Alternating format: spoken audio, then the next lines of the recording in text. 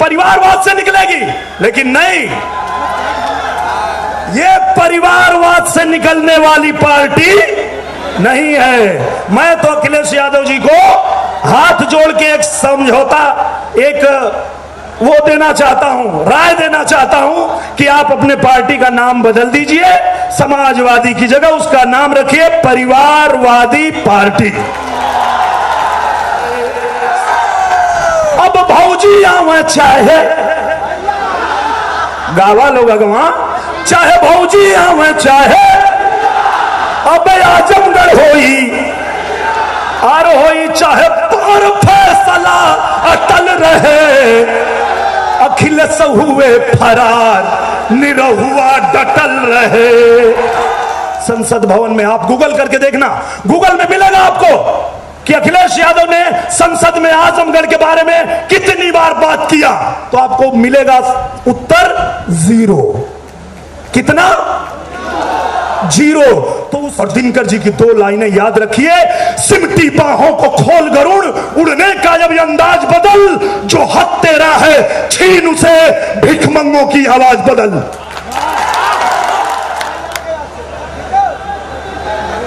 मैं सिर्फ ज्यादा भाषण नहीं करूंगा, मैं 1-2 बातें ही करूंगा जो हमारे आजमगढ़ के फायदे की होगी, क्योंकि ये चुनाव सरकार बनाने के लिए नहीं, आजमगढ़ के फायदे के लिए है। और आजमगढ़ का फायदा किसमें है ये आजमगढ़ जानता है, और आजमगढ़ ने मन भी बना लिया है, इस बार आजमगढ़ में कमल खिलेगा। तो आप सब कमल खिलाने को तैयार हैं? एक बार सब लोग हाथ उठा के बताइए पूजनीय महाराज जी के सामने, सब लोग तैयार हैं? यहां कमल खिलाना क्यों जरूरी है? यहां कमल खिलाना इसलिए जरूरी है कि लक्ष्मी माई कमल पे बैठ के आवेली। कबो देखले हुआ लोग साइकिल पर, हाथी पे देखले हुआ ना ना, तो कौने भरम में आजमगढ़ पड़ल हो भैया, कौने भरम में? आजमगढ़ का विकास तब होई जब आजमगढ़ में कमल खिली, कमल। और वही कमल के खिलावे खातिर के हमारे पूजनीय महाराज जी आशीर्वाद दे के मुझे दोबारा भेजे हैं। और मैं जो आप लोगों के बीच में आके बार बार दावा कर रहा हूं, गांव गांव घूम रहा हूं और आपसे ये कह रहा हूं कि आप भरोसा रखो होगा, तो वो होगा कि नहीं होगा अभी आपके सामने ही फैसला हो जाएगा। अभी मैं आपके सामने ही पूजनीय महाराज जी से पूछ लेता हूं। पूजनीय महाराज जी, मैं जब इनके बीच में जाता हूं तो मैं इनसे कहता हूं कि आप लोग कमल खिलाओ, जैसे हमारे पूजनीय मोदी जी ने बनारस को चमकाया है, जैसे हमारे पूजनीय योगी आदित्यनाथ जी ने गोरखपुर को चमकाया है। तो मैं मोदी जी का भी बहुत बड़ा भक्त हूं और पूजनीय योगी आदित्यनाथ जी का भी बहुत बड़ा भक्त हूं। इनके चरणों में ले जाके कमल रखूंगा और इनसे कहूंगा कि जैसे विकास, जैसे आपने बनारस को चमकाया, जैसे आपने गोरखपुर को चमकाया, वैसे हमारे आजमगढ़ को चमका दीजिए।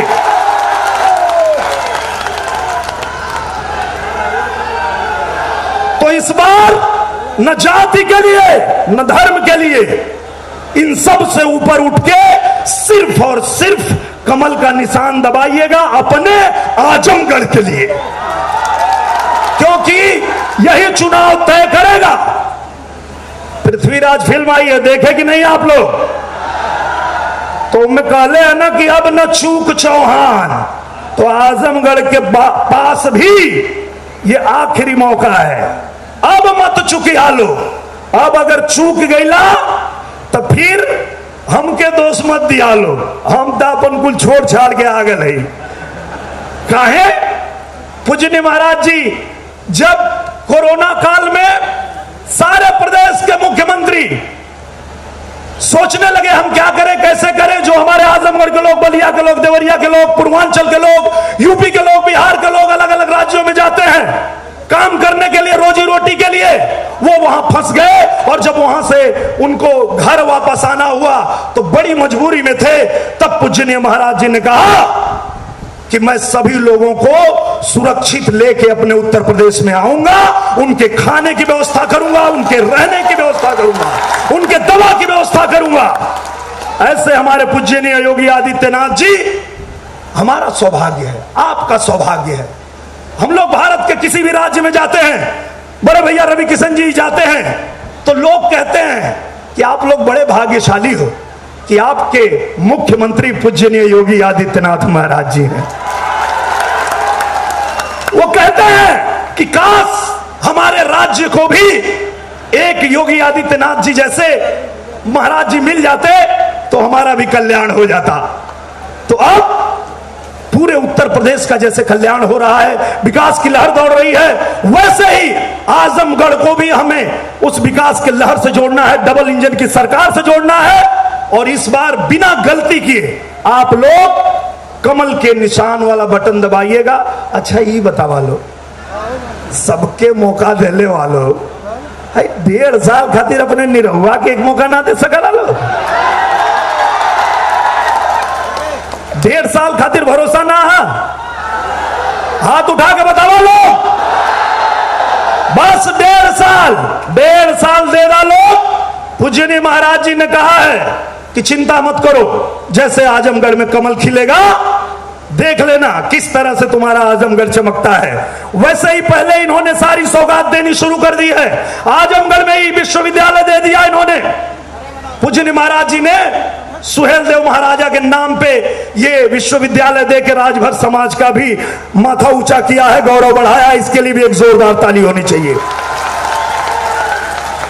क्योंकि भारतीय जनता पार्टी हर समाज, हर वर्ग, सबको सम्मान देना जानती है। वहीं एक हमारे बड़े भैया हैं अखिलेश यादव जी, एक दलित युवक को पहले उन्होंने ज्वाइन कराया, टिकट दिया और फिर बेइज्जत करके निकाल दिया। ये हैं अखिलेश यादव जी। हम लोगों को लगा था कि चलो ठीक है, अब ये पार्टी दलदल से निकलेगी, परिवारवाद से निकलेगी, लेकिन नहीं,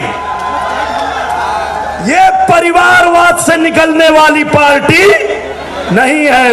मैं तो अखिलेश यादव जी को हाथ जोड़ के एक समझौता, एक वो देना चाहता हूं, राय देना चाहता हूं कि आप अपने पार्टी का नाम बदल दीजिए, समाजवादी की जगह उसका नाम रखिए परिवारवादी पार्टी।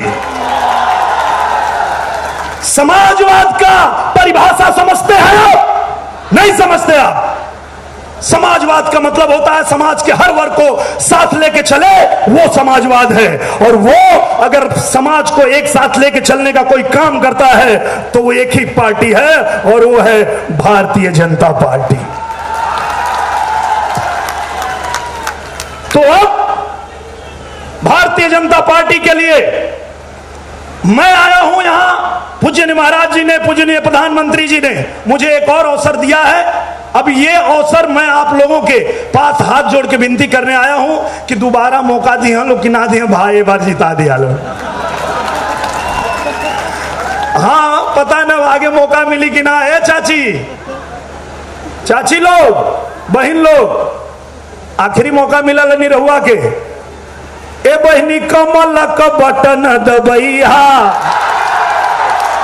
भैया हो कमल का बटन दबैया, सोचे में तनिको ना टाइम गवैया, हे दादा कमल के बटन दबैया।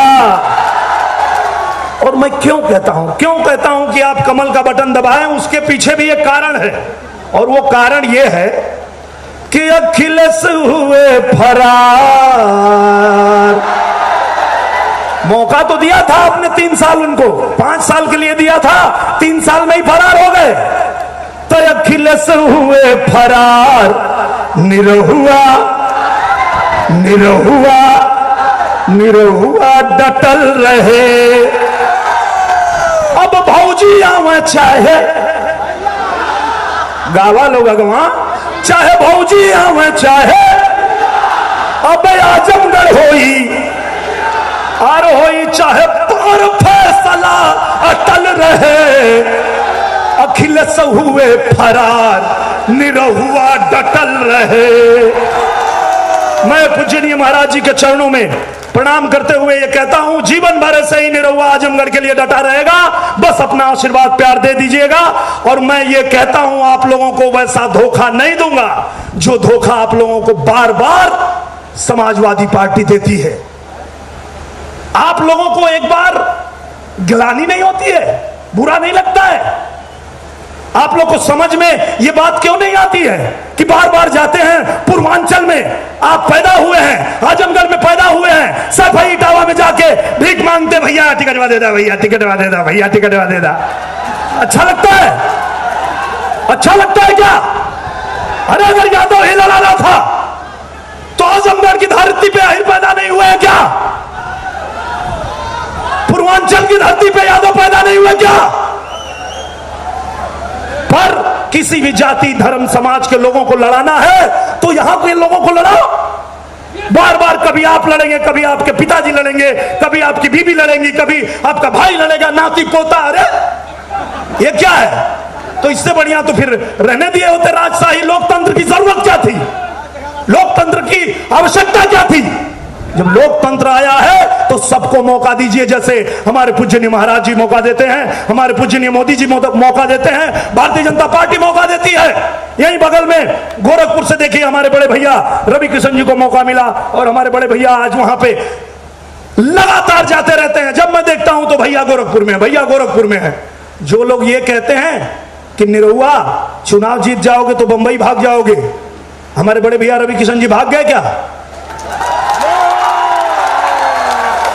मुझे तो नहीं लगता है कि बड़े भैया रवि किशन जी ने जितनी बार संसद में सवाल उठाया होगा, जितनी बार अपनी बात कही होगी, जितनी बार अपने क्षेत्र में गए होंगे, उसका 0%, 1% छोड़ा हो संसद भवन में। आप गूगल करके देखना, गूगल में मिलेगा आपको कि अखिलेश यादव ने संसद में आजमगढ़ के बारे में कितनी बार बात किया, तो आपको मिलेगा उत्तर 0।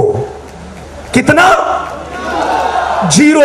तो उस 0 को 0 बनाओ और इस हीरो को हीरो।